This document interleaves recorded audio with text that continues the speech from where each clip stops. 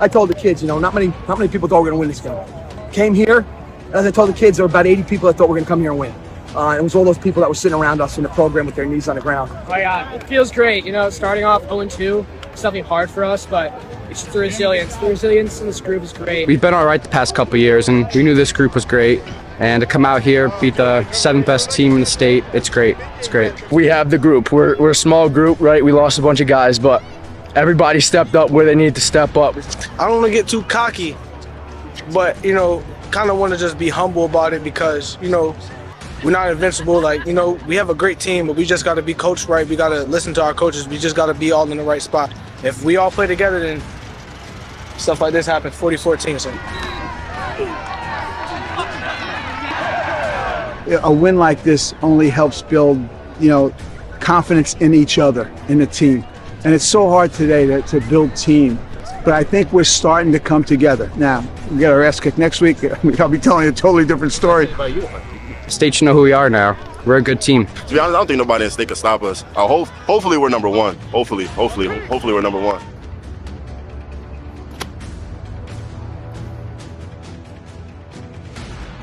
Hello, everybody, and welcome once again to the Meat Grinder, your weekly dose of high school football in Connecticut. And I am your host, Sean Patrick Boley, and with me, as always, is Pete Pagwaga. Peter, what's up? Dude, this is like the third time this season we are having this conversation. And I'm getting tired of it. I'm going to be honest with you. I'm getting real tired of having this conversation where I'm staring at my computer on Saturday night wondering, where do I put these teams? Yeah. Pete texted me, everybody, after, I want to say Friday. I might have been Saturday. We saw each other Saturday at Staples, New Canaan.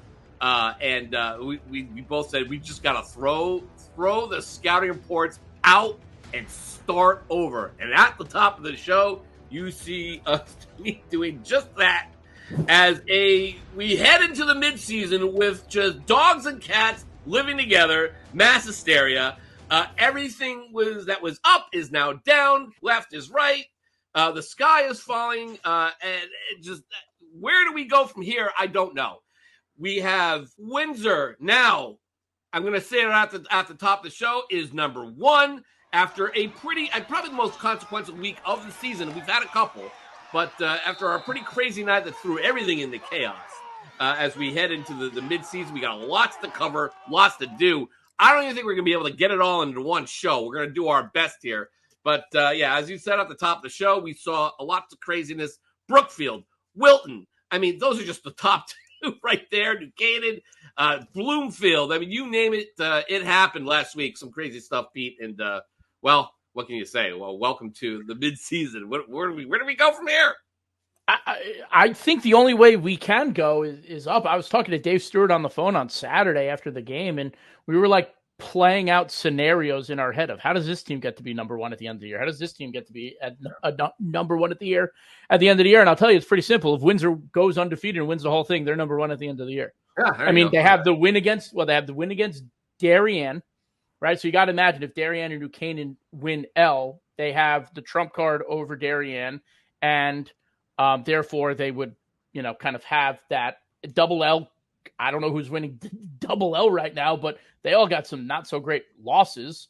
So it's just really interesting. I don't want to think that too far ahead, even though I really love to play those scenarios. But where do we go? I think we just kind of got to put our head down and maybe take the coach's approach.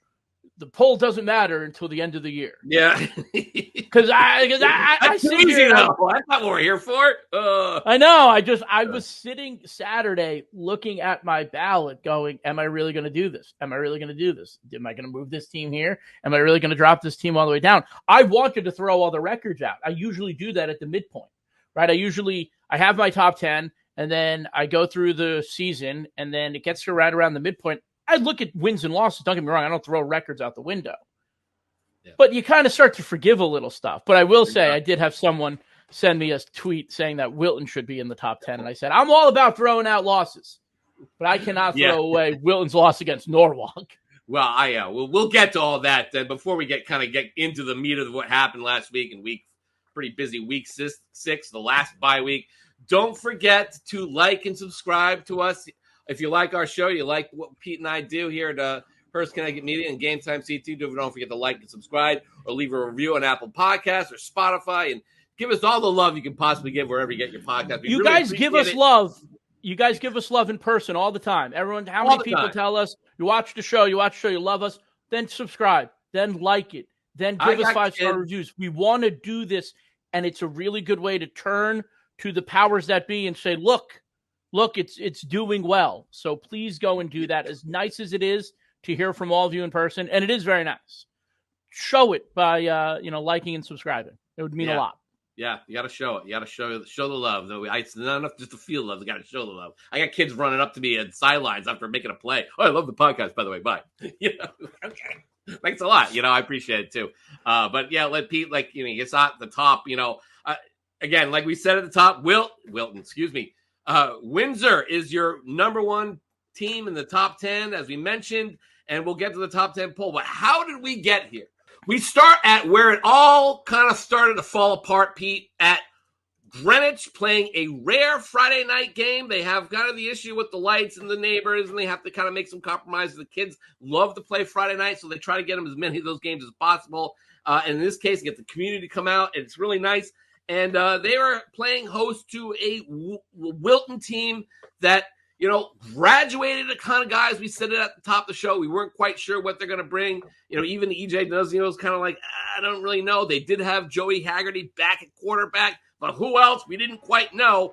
And they started the season out predictably 0-1 against the Masuk team that they were feisty, and don't get me wrong, and they gave Masuk all it could handle before the Panthers pulled away late. But Masuk won that game. Then they went against Norwalk, which shocked everybody, losing that game late. Norwalk came back to beat them. They're 0-2 at this point, Pete Wilton.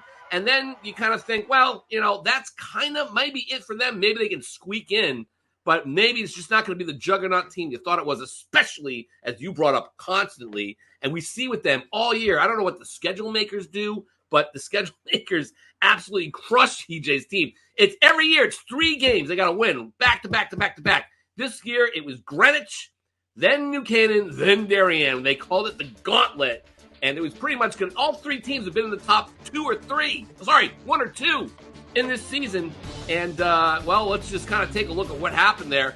Greenwich, true to form, goes up early, but only 10-0. MJ D'Angelo scored on a touchdown run, and Julian Ravina had a field goal after another drive stalled in the second quarter. But Wilton's defense, what did they all the guys come back? All of our all-staters come back, holding on, hung around, and with 32 seconds left to go in the half, Joey Haggerty hits Cale Dexter with a short little touchdown pass to make it 10-6. Greenwich, though, trying to make something happen late in the half. Wilton's Connor McAndrew picks off MJ D'Angelo, and boom, Haggerty throws a 35-yard touchdown to Dexter as time expired, giving them the lead and all kinds of momentum going into the second half. They're up 13-10 at the break. Greenwich, though, managed to take the lead back on a 4-yard touchdown pass from D'Angelo to Matt O'Donnell, but again, Wilton still hanging around, milking clock, and into the fourth quarter when Haggerty directed the drive that was heard around the state. Beginning at its own 40 with 8:17 remaining, Wilton gets into Greenwich territory, facing 3rd and long. Haggerty scrambles to his right for an 8-yard gain to the Greenwich 29, setting up 4th and 2. Then Haggerty flushed, but throws to a wide open Charlie Calabrese to get the first down. Then the play of the game, in my estimation, a double reverse Fleetmaker pass. Haggerty throws to Calabrese down to the Greenwich 5, setting up 1st and goal at the 5 with under 5 left. And just a few plays later, Haggerty with the flip to Calabrese on a pitch. Wilton goes up 20-17 with 3 and change left. And the defense, of course, playing great, pulls Greenwich off the scoreboard. And the Wilton Warriors, with the upset of the year so far, 20-17. They're going wild on the sidelines. Greenwich goes down in defeat. Haggerty, a hero. And the little guy, he took his lumps all day for the Greenwich defense. But he kept coming back for more. And that play at the end of the game, man, unbelievable. Wilton back on the men, I guess. But there, suddenly everyone's like, "Oh my God, look out!" We were at New Canaan, Pete, the next day, and they defeated Staples 23-10, and it kind of. We'll get to that game in a little bit. But for now, here is a jubilant E.J. D'Annunzio and quarterback Joey Haggerty. I told the kids, not many people thought we were going to win this game. We start off with Masuk and we play a good tough game, and then we go to Norwalk and we don't play very well. So what kind of team is Wilton? And week 3 against Ridgefield, good. Week 4, good.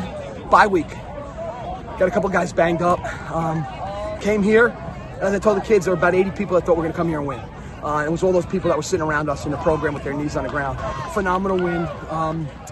Can't say enough about these kids. My coaching staff, Scott, when I tell you, we worked 3, 4, 5 hours at night, going over film, more film. Greenwich is an unbelievable football team. I didn't know how we were going to stop their run. Didn't know how to stop their quarterback. But to all these kids' credit, they just worked their tails off at practice for 2 weeks. And listen, you saw what the end result was. They played a really good game. Oh, yeah. It feels great. Starting off 0-2, it's definitely hard for us, but it's just the resilience. The resilience in this group is great. Came out and just got the job done today. Played our asses off all night long. Yeah, we were able to get our guy, Jake, over to the other side of the field, so we kind of drew the defense there. We just had it. That end came down. I was able to pitch it to Chuck. He had a lot of room going in the end zone. What can you say about E.J. D'Annunzio? Once again, another team that they had not beaten.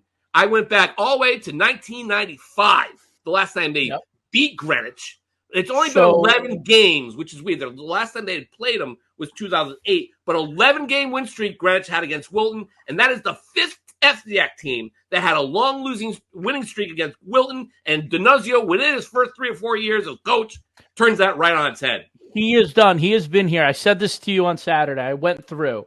Has there been a better hiring in Connecticut high school football since 2018 than E.J. D'Annunzio at Wilton? He has completely turned this program around. Wilton was still a very competitive FCIAC program. But now, since he's been hired, they're 41-19. Okay? 2018 missed the playoffs 6-4. 2019 gets him into the playoffs. First playoff appearance since 1995. That year, they also beat Staples for the first time since 97. Right? 2021, they go 7-3. They missed the playoffs, but that was the year they beat Ridgefield for the first time since 1993 and New Canaan for the first time since 1995. 2022, they go to the WELP semifinals, right?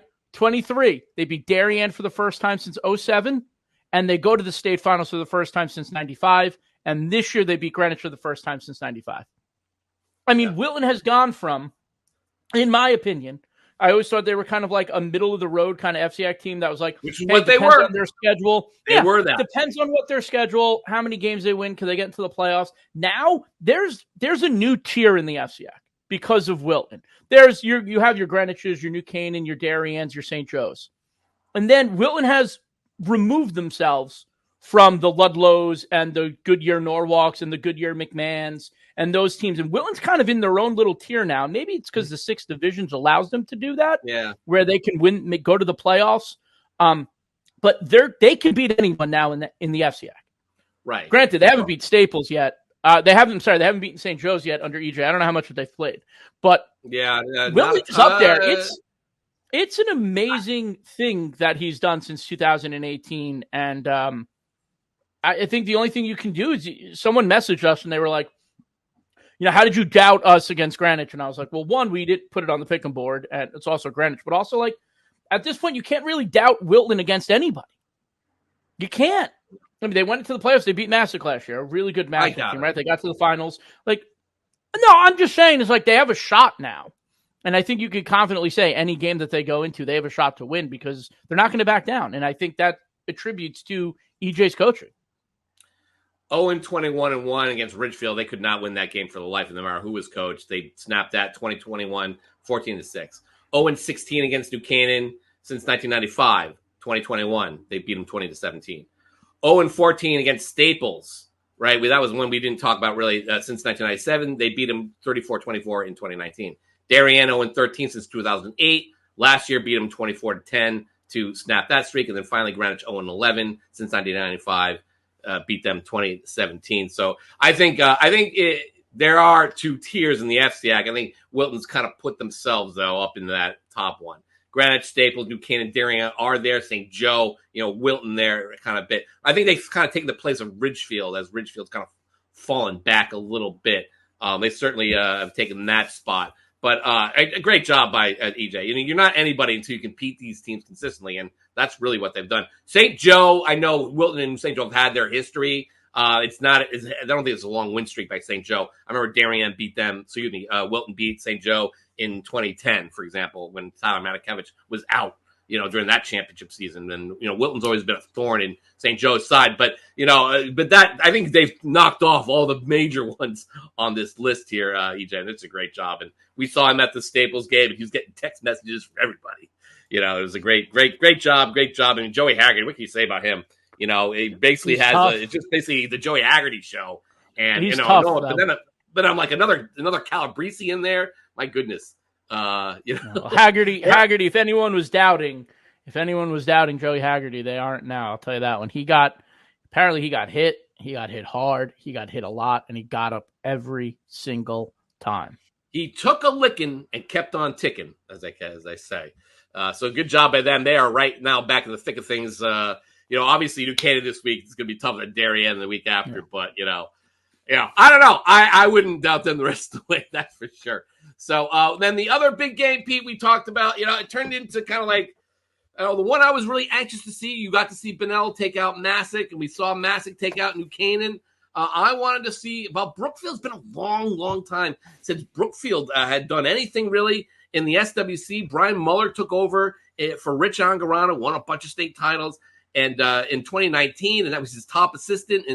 And man, Brian just could not, COVID killed him, and it took forever to get over the hump there. But finally, he has a class here that kind of got bought into the system, and they were really excited, man, to prove themselves with an undefeated Bunnell coming off its victory over Masuk, coming to town on Friday night. And nice crowd on hand at Bobcat Field. Like I said, it's been a long time since I've been there. I couldn't even figure out the last time. It was nice to see Coach A, Rich Angarano, coming back and helping the Bobcats out. He's in retirement, but he lives down the street, and he's kind of gotten the football itch, and he can't keep a good man down. So it's good to see Coach A up there. He's up in the press box, man. He didn't want to get down on the field because he said the referees would have thrown him out immediately if they'd seen him. So, but hey, it was good, interesting. I was really anxious to see what Bunnell had. Again, I voted him pretty high. They screaming about respect us.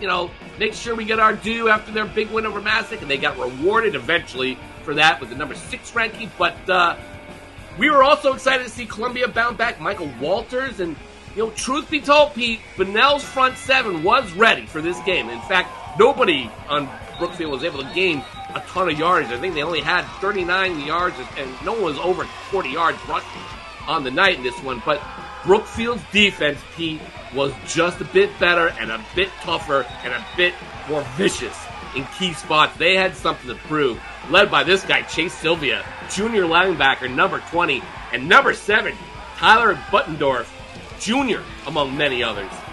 Brookfield smothered Bunnell's run game, holding the Bulldogs to just 67 yards of total offense and 3 first downs. The 4th came via penalty. Meanwhile, that ballsy Brookfield quarterback scored on a naked bootleg toward the end of the half, and thanks to a pickoff by C.J. Campana to start the third quarter, they scored on the Philly special. Michael Walters throwing back to Thad Ballsy. I completely missed where Thad was, and there he is running into my screen. Bobcats up 14-0, and at that point, the way Bunnell had been playing, Pete, I turned to the net. I said, wouldn't this be funny if this game was also a cutout, 21-0? And he kind of chuckled at me, and sure enough, the defense just kept playing hard hits all over the field. End of the game, Ballsy tacked on one last touchdown on a short run thanks to some nice field position, and then the Brookfield defense just pinned its ears back and harassed Mendoza and the rest of the Bulldogs 21-0. They are all fired up. A huge win by the Bobcats, and afterwards, after we talked to some of the kids, we went to Coach Brian Muller and asked him, so take us through this. But first, here are the kids.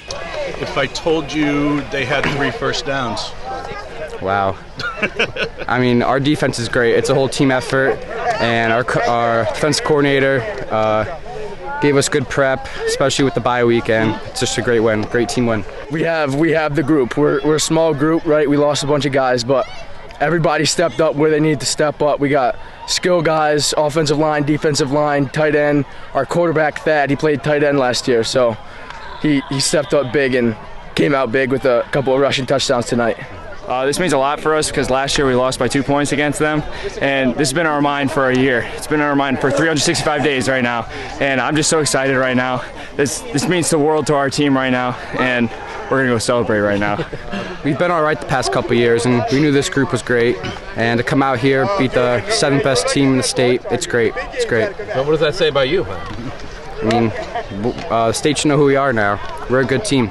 See, Masuk beats Wilton, Bunnell beats Masuk, you beat Bunnell, and Wilton beats Greenwich. Does that make you number one? That's for Ned's email on Sunday morning, man. You guys figure that out. Circle. Listen, you guys do all that stuff, man. I don't know. It's crazy. It gets wackier and wackier. I got to read, emails all day, on who beats who. It's a carousel. But listen, man, Connecticut's got some good football, and it's high school football, man. And that's great. And wherever you guys decide to put us, wherever everybody else decides to put us, it's awesome. But we're more than a number right now. We got goals, and that's not to be number one in the state or anything. It's just to be the last team standing. I love that, Pete, from Brian Miller after the game. We are more than a number. Maybe taking a cue from you at the top of the show here that maybe we just don't even look at the polls, just plow forward. They are in Class M. I know that they already beat Law to start the season, convincingly beat Law up, and Law has turned out to be a pretty good team. In fact, the law coaching staff were spotted at the game scouting Brookfield again because they know they might face them in the M playoffs. Look, that M playoffs, man, is getting pretty tough. We'll get to that in a second, but you also heard a little bit from Chase Sylvia, who's just a menace all over the field for Brookfield. You also heard from Thad Ballsy and also Nate Kennedy, the senior captain center, who they got a big group, man. He said, we're a dedicated group. We're ready to go here. And Brookfield's kind of entered themselves, just like Bunnell and Masuk before them, into the conversation. And, an impressive performance. The SWC is reminding me a lot about the Big 12, probably in, what was that, fall of 08 or 09 when Texas Tech beat Texas. Texas beat Oklahoma, but Oklahoma beat Texas Tech. And they were just beating each other. And this was still the day of the automatic bid. So it's like, who is the Big 12 champion? And all this kind of stuff. Like Newtown is just sitting over there at 6-0, still to play some of these teams. They get Masuk later in the year, but they're watching there probably being like, well, at least we're staying out of it. They get Bunnell and Masuk. They don't play Brookfield. But like, yeah, you guys just go keep beating each other up. We're okay over here. But it is really great to see. I know we talked about it, I think, the last couple of weeks about the SWC, and Ty said it after they beat Masuk. And I think he said it again after the Brookfield game about, a little bit more respect on the SWC and how talented the SWC, and maybe that sometimes they are forgotten. And I will agree with him. I think the SWC is forgotten sometimes because they don't have many schools. They don't have any team. Newtown is in L, but slowly Newtown might not be an L school anymore.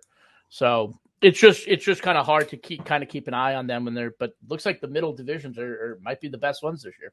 Let's go to the Game Time CT Top 10 poll, which, those two results were just a tip of the iceberg on the carnage that we kind of see from the Game Time CT Top 10. I had a hard time ranking them. I know you had a hard time ranking them. Mike Fornabile was like, where do I go from here? Even after his top four, I'm like, how do you have them four? I was completely quibbling with that. Before we went on the show, Pete and I are quibbling over our top 10 votes. We'll show you all that. But let's run all that down the top 10. We'll start with number 10, St. Joseph, with lost to Darien in their first big game of the year, 14-0. We'll get to that game in a second. Number 9, Brookfield comes in at number 9 after defeating Bunnell 21-0. Everyone likes to say, well, we don't kind of overlook the SWC until we get to the top 10. We start overlooking the SWC. Okay, not much love for Brookfield after that one. But number 8 is Masuk, which defeated New Milford 42-7. I don't know what happened there. I don't know. We did not hear anything from Steve Christie or anyone on the staff to give us their update on that game. I guess I'll have to go back and look at Max Preps to see anything. Guys, the email is info@gametimect.com if you want to send your box scores in. Just FYI. Put it at the bottom. Put it at the bottom. Yeah, number 7, Staples lost to New Canaan 23-10 on Saturday. We'll get to that. Number 6 is Newtown, which is the only 6-0 team in the state. They defeated Shelton, winless Shelton. They're in rare territory there at Shelton. 42-28 and 5-0 versus 0-5 game. Another game I don't know a heck of a lot about. Newtown, the email to send in your post-game stats is info@gametimect.com. Number 5 is Greenwich, which we spoke to. They dropped from 1 to 5. We spoke about losing to Wilton 20-17 in the game. That coach Tony Morello said just penalties and sloppiness, and then Wilton being good ruined their night. But back to the drawing board for the Cardinals. Number 4 is New Canaan, which defeated Staples 23-10, Pete, on a game we saw Saturday. And I don't really know how to describe it, except it was kind of lethargic, I guess is a good word. I mean, it wasn't great. We pumped it up. Be there, be square. It's a great, high school football game. If you love high school football, be there. Dunningfield, the crowd was a little late showing up. The students must have had something. They must have been just wrapping up their study halls at the library to get there. Got there a little late. You got to study first. Don't forget. But from the outset there, it was kind of all New Canaan. Staples, the defense has been great all year long. They kept what's been a pretty explosive Staples offense off the scoreboard for most of the game. They forced a turnover early and only allowed 3 points in the first half. New Canaan got burned on the option touchdown pass to Shane Sandrew, but that got called back due to a penalty. And New Canaan only really allowed a 66-yard touchdown run by quarterback Nick Weil. Later on, Andrew Esposito came on due to an injury and had a pair of late pickoffs to dispel any Rutgers comebacks.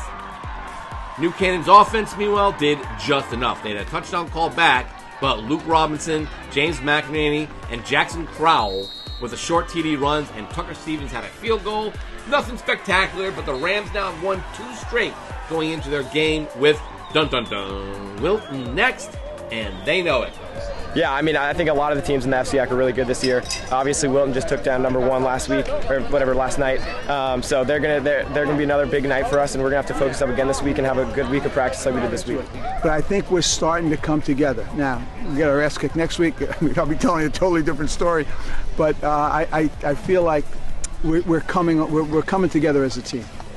Number 3 is Darien, which defeated St. Joseph 14-0. Ben Rolap threw for 250 yards, nearly 100 each, to his big guys, Kevin Roach and Charlie Tom. One was a touchdown pass to Roach, and the Darien defense did the rest, smothering St. Joseph in the 14-0 shutout. Darien plays Fairfield Ludlow on Saturday, 1 p.m. in a very interesting game. Number 2 is Daniel Hand, which has 1 first-place vote. They were off kind of chuckling to themselves as the rest of the state kind of went ham on itself. They get back to action Friday at Cheshire. And finally, of course, number 1 Windsor, Pete, 23 first-place votes, crushing Maloney 40-14 in a season-affirming game at the midpoint. They're number 1. You were up at that game against Maloney. We thought it was going to be a clash of titans. But it ended up being a showcase for the Warriors. What'd you see? Right off the bat, I mean, Wilton, right off the bat, we're talking about Wilton so much. Right off the bat, Windsor really didn't or anything. A.J. Robinson threw 2 not so great interceptions early in the first half. Maloney turned 1 into points and actually did lead the game 7-0 after the first quarter. Windsor was able to tie it back on a run by John Manning. And then going into the half, Windsor trying to move the ball, throws another interception. So Maloney lives to see another day going into the second half. But once it went to the second half, was all Windsor the rest of the way. Coach Rob Fleeting said limited penalties, the team played better, but they really cleaned up a lot of stuff. And yes, they cleaned it up. Manning, 11-yard touchdown run. Our guy, Kashmir Lewis, 22-yard screen pass to the house from A.J. Robinson. Sean Adams gets in on the party with the 3-yard run. And Adams scored again late in the game. So, and Charlie Lewis scored a touchdown as well. A lot of different guys got into the end zone for Windsor. It was pure domination. We talk about the offense. We talk about John Manning on this show. It feels like almost every week. He rushed for over 200 yards. I think he was at 220 something. 223. I knew it.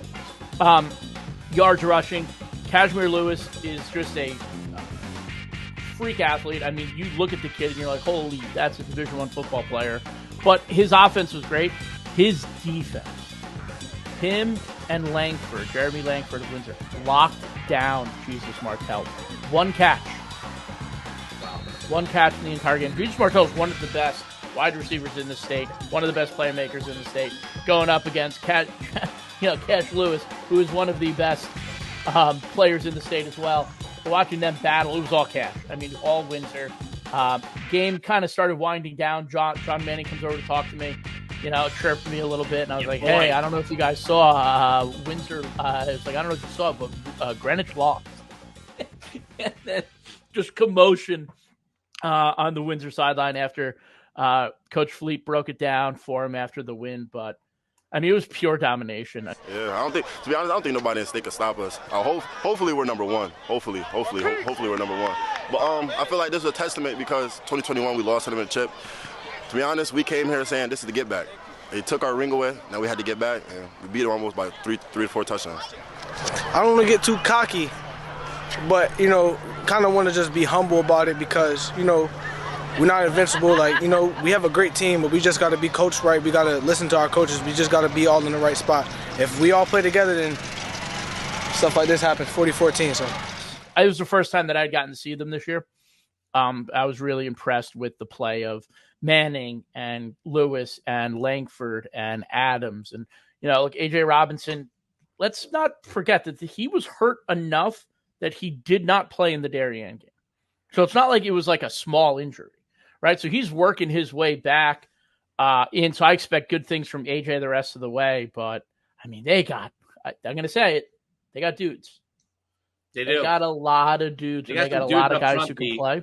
They got some dudes up front, and it was dominant. I mean, it was dominant, and it was very easy to cast my vote this week. Coach Fleet said after. When I told him that Greenwich lost, he's like, any scores come through? And I'm like, oh, Greenwich lost. And he looked at me and goes, am I getting your vote this week? I was like, yeah, you are. It's pretty easy. But yeah, now Windsor rocks.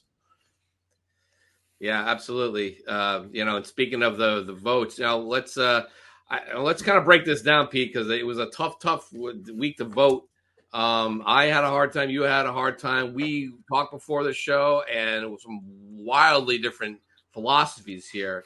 I don't know. Do you want to go first? Do you want to start off what you have for your top 10? I'll go first. All SWC teams, prepare to get your tomatoes out to throw it at the screen. All right, let's start at the top. I had Windsor at number 1, Darien at 2. I moved New Canaan up to number 3, Hand at 4, Staples 5, Greenwich 6, Fairfield Prep at 7, Newtown at 8, West Haven at 9. Got to give love to the Westies. I feel like we're forgetting about them. Number 10, St. Joe's, 14-0 against Darien. Nothing to, not be impressed by. 11, Brookfield, 12, Bunnell, 13, Masuk, 14, New Britain, and 15, Maloney. Maloney's 3 losses are against 3 of the best teams in the state. So I'm going to give them a little bit that. I do expect them to play much better against New Britain, so that'll change it next week. But the big thing is where I had the SWC teams. But you can go, and then we'll discuss. Yeah, well, I went the opposite way. Get ready to, sing my Hosannas SWC. Because Pete last week was telling everybody how we overlooked the SWC. Said it at the top. Oh, we always overlook the SWC. Guys, it's time to give the SWC their due. Yeah, they're not double L. They're not L schools, but the FCIAC bias in this poll, I mean, it's legendary. We all know about it. I screamed about it for years, even though I was at the Connecticut Post. I was always trying to take the side of the SWC. And it used to be the SCC and the FCIAC always got the love, and the SWC always got the kind of leftovers. And they had to really fight public perception to get over that. Masuk 2010 being a great example. I thought that team was just dominant, and everyone voted for boring old Xavier. I know the Xavier guys are all the rah, rah, rah. Well, Xavier's offense was just awful that year. It was the defense that was great, but Masuk kind of put it all together in 2010. I will go to my grave saying Masuk was number one. But that said, I'm going to go number one, Windsor. Number two, Darien, lost in double overtime and took their best shot, lost in double overtime. Darien, still pretty good. Number three, Hand, which beat up on Fairfield Prep. You know what, Pete? I put Fairfield Prep back up top where I think now they belong. Welcome to the party, man. I had them down in the bottom 15, so it wasn't like I wasn't forgetting. But I think now, they had that one game against Trumbull. Forget that. They did the job. They got it done. Hand beat them up. Sure, no big deal. But you know what? Since then, they've been pretty good. They look good. Manning, your boy, Finbar, the rest of the guys, I think they're back in my good graces. Fourth, I have them at fourth now. Number five, though, I'm going with Brookfield, Bunnell, Masuk. I'm doing the trifecta right there. You know why? Because Brookfield beat Bunnell, smothered them with defense. Bunnell beat Masuk, smothered them with defense. And Masuk beat New Canaan, who I was not impressed with against Staples. And then speaking of Staples, I go New Canaan number 8, Newtown number 9. Now you want to scream at me. Wait a second, Sean. Newtown is 6-0. I mean, well, we just beat Shelton. Okay, all right. But if you look at Newtown, Southington, Newtown gives up a lot of points, but none of these teams I'm really kind of impressed with. I hate to say it. Stanford, New Fairfield, 50-14. Southington, 35-21. New Milford, okay. And then Pomperock, only 17-0, and a team that's winless at this point. Newtown, not winning lots of brownie points. I still think they're good. I think they're excellent, actually. But I can't put them ahead of their 3 other conference mates. But that said, they'll have plenty of time to show up and show me out. But then 10 Staples, 11 Greenwich. Now, Greenwich, they beat West Haven. They did it. Other than that West Haven win, it's been okay. They've been okay. I'm not, losing to Wilton, which lost to Masuk handled Wilton, and Wilton lost to Norwalk. So what does that make Greenwich? Oh, maybe Greenwich didn't show up. Everyone's capable of having a bad day. Fine. Okay. So I put Greenwich at 11. Number 12, West Haven. Number 13, St. Joe's. We've got to score some points, guys. And number 14, New Britain, still needs to prove themselves. They'll have their chance. And then number 15, Glastonbury. I know I'm forgetting some other teams in there, like Manchester and stuff, but that is my top 10. I'm giving the SWCs too. Yes, the one crossover is Masuk over New Canaan. And everyone, Masuk just played the rock. And they did. You know what? New Canaan did not blow my doors off offensively. In fact, they beat up on Maloney, right? But maybe Maloney's just not that good. I hate to say it, but yeah, they played 3 potential state champions, right? They played Windsor, they played Staples, and they played New Canaan. And again, good defenses on those, but New Canaan has not torched anybody. I mean, they're not throwing 6 touchdown passes and no, but they didn't do it the last 2 years either, and they won 2 state titles. No, and they finished number 2 in the poll. I'm talking about right now, though. I'm talking about right now. 4 SWC teams are 4 of the 10 best teams in the state. I don't buy it. Well, not the FCIAC. Masuk beat New Canaan. I don't buy the FCIAC should be all the way up there. Masuk beat Wilton beat Greenwich. How does Greenwich? What's your excuse, Greenwich? Masuk did the job. Masuk did the job against New Canaan too. You know what? It's they're only because they're in the SWC. I don't buy that. So I'm a little. I was very SWC is just we can't. I don't know if it's FCIAC over SWC. I think it's more of the size of the schools, right? The L's and the double L's. Because if you look at the poll, St. Joe's isn't getting much love, and they were undefeated before last week.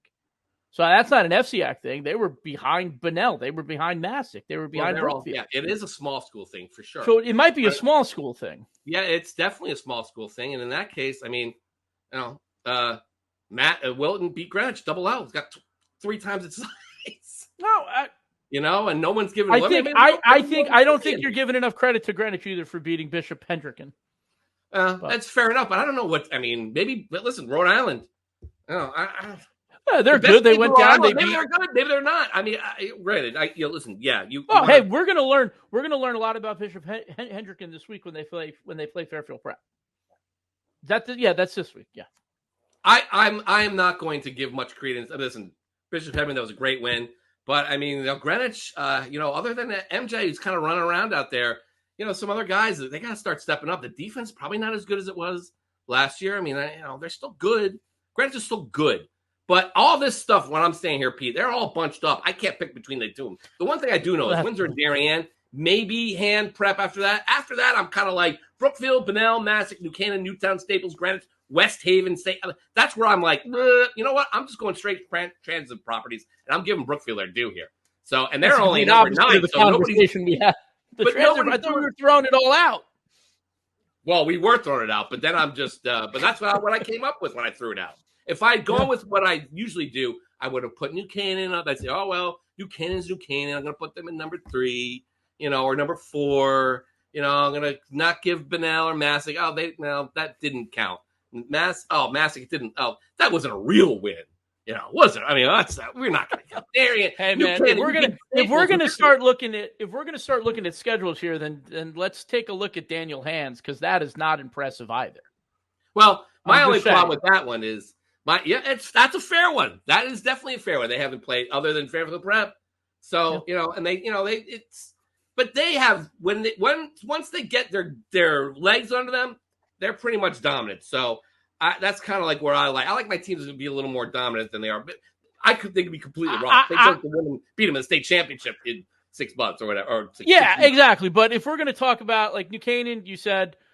Fort, they scored nothing against Masuk. They scored 30 against Ludlow. They scored 23 against Staples. And you're like, oh, their offense is not whatever. Hand, right? 44 against Berlin, 52 against Shelton, 26 against Hill House. Okay. That concerns me. If 23 against Staples, is Hill House bad, though? 26 against Hill House does. Is Hill House bad? When Hill House lost its best player on the first drive of the game and but wasn't a threat to score, I saw Hill House. I would not say Hill House is up there with Staples. How do you know who they play? Other than Hand? Platte Tech. They played Platte Tech. That's but who they play? I'm just saying you don't know about Hill House. You're saying Hill House is like Hill House last year. I'm not saying Hill House is like last year, but if 23 points against Staples is concerning, 26 points, then even if you think Hill House is as good as Staples, 26 points should still concern you then. No, I'm not saying necessarily that 23 points is concerning. I'm just looking on the field. I wasn't really blown away. They're throwing outs. They weren't. They moved the ball, but it wasn't. It just didn't hum for me. I don't know. They haven't done that. New Canaan hasn't done that since. No, I understand. But I'm not. But that doesn't make them immediately the best team in the state or number 4 in the state. I don't even think Staples. I expected more out of those guys, but and I saw Brookfield. I said, you know what? Their defense is good as any team I've seen so far. So who knows? But something has to give in the SWC because Bloomfield, Bunnell looked amazing against Masuk, and then they looked not so amazing against Brookfield. We can go on. We got to move on. This is cut all of it. We got to move on, man. This has been crazy. All right, you send us your top 10, everybody. I mean, maybe I'm nuts. Maybe you think Pete's nuts. We'll I don't know. They definitely think I'm nuts. No, they probably all think I'm nuts. But I just want to give my credit to my SWC guys, man. I'm sick of this stuff. New Canaan. Yeah, I think we're just basing it off the fact they won state championships, which is fair. You can do that. I'm not doing it, though. SWC state championships recently have been Joel Barlow and Double S. Right. Well, that's fair enough. But I have seen them beat those teams before. It's not like it never happened. Anyway, okay, that's it. Pete, all right, we got a lot to do, and the show very, very little time. So, because it's the mid-season of the 2024 high school football season, let's take a look at the current playoff standings. We'll be doing this every week, so make sure you join us.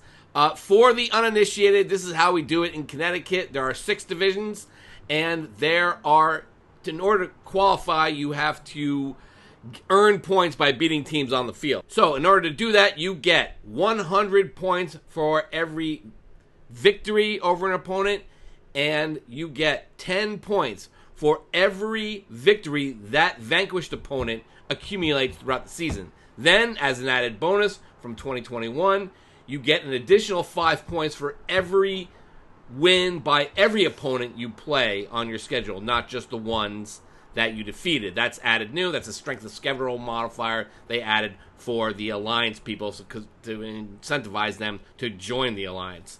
After that, you have other modifiers, but once you accumulate all your points, you divide by the number of games played, and that is your point total. The top 8 averages make the playoffs. We're going to go bottom up here. We're going to start at Class S, Pete.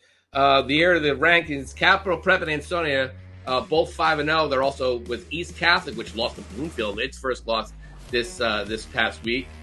Really big win for Bloomfield, but they're still in there. Woodland, which plays Naugatuck this week, very big game for them. But Woodland hanging in there at 4-1. They're big games. They got Watertown, Ansonia, Derby, and Seymour to finish up. That's going to be tough.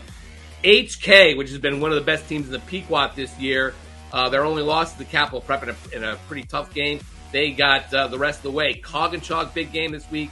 Then Cromwell, Portland, and down the road, Valley Regional, some of its toughest games left. Cromwell, Portland, 4-1. Northwest Catholic, 4-1. And Derby, Pete, sitting in there 3-2. They got Kennedy, Ansonia, Waterbury Career Academy, Woodland, and Oxford. By no stretch is that an easy road for Derby. After that, Bloomfield now creeping up. Waterbury Career Academy also in the mix here with Torrington, St. Paul, Derby, Crosby, and Wilby. So look out for them. They can make a move. Griswold Wheeler at 3-2. Stonington, Valley Regional. Now they're coming off a big win over North Brantford, which we'll get to. But they're by no means out of the mix here. Especially if they can beat Cromwell Portland this weekend. And then Stafford 3-3. They lost to Mount Hope High School of Rhode Island in a game. I think Stafford's ranking might be a little off because Mount Hope probably gives them a few more points. I don't know how many, but not too many, I don't think. But after that, it goes. Then you have the under 500. Seymour's, Coggins, North Brantford's kind of really falling off with lots of tough games left too. So that is Class S. In Class SS, you got Wyndham, undefeated at 5-0. You have Killingly, Waterford, the ECC Invitational. Then there's Sheehan, 5-1, with Prep this week, Law, and Lyman Hall among their top games left. So that's 3. They probably would need to win one of them there. But Sheehan looking in good shape. Holland also looking in good shape at 4-1. Ellington at 4-1. Granby Canton 3-1, and Ledyard 4-1 after their big loss to Waterford. They're going to need some points. Then your defending champs, Joel Barlow, down there at 3-2, and it kind of falls off after that. There's a lot of those teams are going to need a lot to make up, but Barlow's going to be the one to watch. They got Notre Dame Prep. Killingly would be the big one for Barlow in Class SS. In Class M, it's one of the tough ones. Look at this. Hand 5-0, Brookfield 5-0, Law 4-1, Rockville 5-0, St. Joseph in pretty great shape, even though they got Staples and Greenwich in there. Ridgefield, Danbury, and Trumbull should be okay for them. If they knock one of those two off, they'll be in real good shape. But North Haven continues to hang around in there with Hardy McCormick running wild. They get West Haven in a pretty interesting game the week after this. They're finally on a bye. Berlin at 3-2. Manchester, that's a big game coming up this week for them. And they also have Windsor remaining. Watertown has G&H, Woodland, Holy Cross, Wilton, Torrington left. So they're kind of hanging out that last spot. Then you have East Haven, Ram, Woodstock Academy. It's anybody's guess any of those teams to make a run. You're almost pretty much closed down in Class M if things kind of stay the way they are. Class MM, another tough one, although it does. This one doesn't fall off at all. Windsor 5-0, Bristol Central 5-0, Newington 5-0, Masuk 4-1, Torrington 5-0, Cheney Tech 5-0, Holy Cross 4-1, and Bethel 5-0. And Northwest United, despite being 5-0, is way down there at number 10 behind Bunnell. And Hillhouse is 4-1. Wethersfield at 13 is 4-1. I'm sorry, number 12 is 4-1. Now Wilton has jumped back into it. If they can win a couple more of those games like they did this week at way down there at 13. And even Cheshire, too. Lots of points on the table for them. So there's lots of contenders in Class MM right now. It looks pretty, it's going to be really tight But I think if you get to 7 wins here over some good teams, I think you should be in pretty good space. In L, you got Naugatuck 5-0, Darien 4-1, New Canaan 4-1, Newtown 6-0, and Notre Dame West Haven, which my goodness, 3-2 with lots of good points. They beat Trumbull, Foreign, and North Haven, giving them a ton of points right now. And plus they got the Law and Ludlow, who are also racking up wins on Notre Dame's behalf, which is really helping them. They got Cheshire and Hand down the road, and Hillhouse is going to help out. Notre Dame, West Haven, look at me, pretty good shape. They can at least stay, on the straight and narrow. Fairfield Ludlow, big game with Darien this week, which will really give them a boost. They can somehow, Mitch Ross and those guys can somehow pull that one out. Even if they don't, Wilton down the road, Norwalk, Ward, those are not great points, but they just need to take care of business down there, and maybe they'll finally get that elusive playoff spot. Amity, our guy George, on to Hillhouse this week. East Haven, Guilford, Harvard Public, and Bassick. And again, not a lot of wiggle room there. They're going to need to win many of those games. Not a lot of points. Fitch, big win over NFA this week, 3-2. They got Killingly this week, then Wyndham. Win any one of those games, and they're going to be in great shape heading down the stretch. Of course, they have Ledyard at the end of the season. Then it goes ATI, Maloney outside looking in, 2-3. They got New Britain this week. A win there and a win over Manchester will put Maloney back into the picture here, I think, especially over those last couple teams. And then after that, it kind of falls off a cliff. And then finally, in Double L, we got New Britain at 5-0. And then it goes Staples 4-1, Glastonbury 4-1, Fairfield Prep, Manchester, West Haven. All those teams, I think, are in pretty great shape in this division, if you really want my honest opinion. Greenwich is actually at number 7, despite what the CIAC page says, because Bishop Hendrick's points have not been added to this. Trumbull, I think, so really, realistically, I only think there's only one spot here, because a lot of those teams below them, even Southington, a lot of those teams below them don't have a lot of, I don't have a lot of confidence in them. Let's put it that way. I think this is a pretty set division, maybe that last spot. If Trumbull wants to join it, they're welcome to it. And that is where we stand in the playoff races here, Pete. It's a couple of them really look good. M and Double M really look strong, and then maybe even L, and then top heavy in Class Double L. But look, it's I don't like this. I don't like how this is done, but it is the system we use. So. All right, Pete, with that's all that done, that is the midseason report very quickly. We have lots more. We got George DeMayo coming up on the Coaches Podcast. Be sure to check that one out. But with all that said, let's get to the shout-outs. Shout-outs for this week. There are so many great games, Pete, to talk about. So, this is we kind of have to throw them all into this spot here. So what do you got? Who's your first one? My first one is Platte quarterback Austin Standish. This sophomore quarterback for the Panthers comes up to me. They're down 20-7 in the second half, and he goes, "Hey, love the show."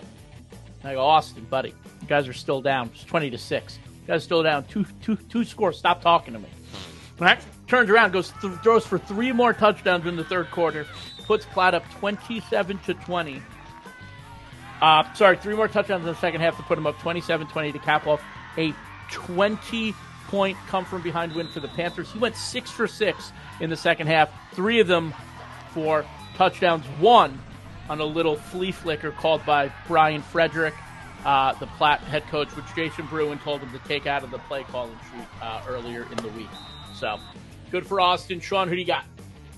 My first shout-out, Pete, is going to go to Tommy Troy, Valley Regional Line. Here's a guy that's kind of been flying on the radar. What a great-looking player for the Warriors. He caught 4 touchdown passes from Gio Winters, 3 in the second half, and finished with 199 yards on 9 catches as Valley wiped out North Branford 38-32. Big win to get them back into the Class S race. Valley's been kind of really flying on the radar. They lost the Capital Prep early on, but with Tommy Troy, man, they're gonna have a shot. Pete. All right. Everyone just wants to have donuts on film day. Josiah Sims, I want you to put that on a shirt, and I would like one. Because the Newington defense, and I'm going with Sims here as my player, in the shoutouts. He had a sack, he had a fumble recovery, he blocked a punt, and Newington pitched its 4th shutout of the season. The 5-0 Nor'easters are getting donuts on film day with their shutout. So shout out to Sims. Shout out to the Newington defense. Love to see it. Sean, who do you got? Pete, I'm going to go the aforementioned Bluefield Warhawks, who have fallen off a little bit, but came back with a big win over East Catholic. They had to survive Joey Montalvo, who would be a great guy to shout out here. The 3rd player to have 2 kickoff return touchdowns in a game. He did everything he could, but Bloomfield, which got beat by Middletown early, got wiped out by St. Joseph. He set the tone in their victory over East Catholic, 40-yard touchdown reception, and later picked off 2 passes. And actually even played a little quarterback as Cameron White was lost to injury. Bloomfield beat up on East Catholic 46-18, and it was partly because of this guy. Great job, and they needed that one badly. Pete. All right, I'm going to go with Griswold Wheelers' Nick Waters. He caught 3 touchdown passes from Kobe Mills and ran for a score. In Griswold Wheelers' 28-27 come from behind win over Bacon Academy Lyman Memorial. I mean, they scored 4 touchdowns, and Nick scored all of them. Who do you got, Sean? Pete, I'm going to go back to North Haven again. I feel like I give them shout-outs every week, and it's not because I am a big fan. They're all over me, but I got to go back to North Haven. They are, despite losing last week to Notre Dame West Haven, they are right in the mix of their playoff race, 4-2, and it's because of this freshman, Artie McCormick, the 4th. I wonder what the other 3 were like. Jeez, he ran for school record 6 touchdowns and 296 yards, all on 22 carries in a 49-34 victory over a pretty dangerous East Hartford team. Man, single wing. What are they running? They running a spread over there? 49 points, 34, and they've given up 34 to East Hartford. North Haven still, hanging in there, but this kid's kind of come out of nowhere, and he was dominant. He's getting close to 1,000 yards already. Jeez, if he hasn't already. But big win for the Nighthawks coming off their loss to Notre Dame off the bye, and that's my shout out. Pete, what do you got? Is that it? Or no, you got one more, right? No, I got my last one. Got my guy from Middletown, Ray John Buttram. Caught 3 passes for 200 yards, and all 3 to the house for a touchdown in Middletown's 35-0 win over Farmington.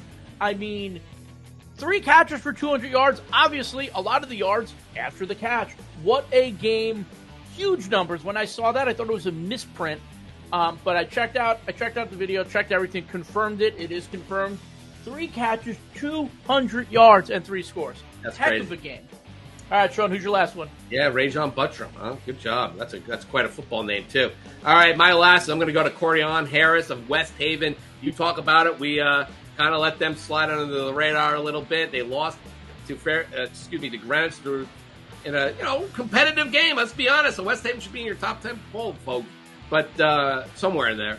But Corian Harris had a great game as the Westies won their 5th straight game. He had 3 pickoffs and ran for 128 yards and 3 touchdowns on 15 carries in a 39-0 win over Guilford. That, my friends, is bringing your lunch pail, and that, my friends, is the shout-outs for the midseason report. Pete, that is it. That is a Game Time CT meat grinder. Thanks for joining us. We got lots more to do, lots to cover. Hope you liked it. We got George DeMeo on Wednesday, and then, of course, the Pick'em podcast. You guys love it.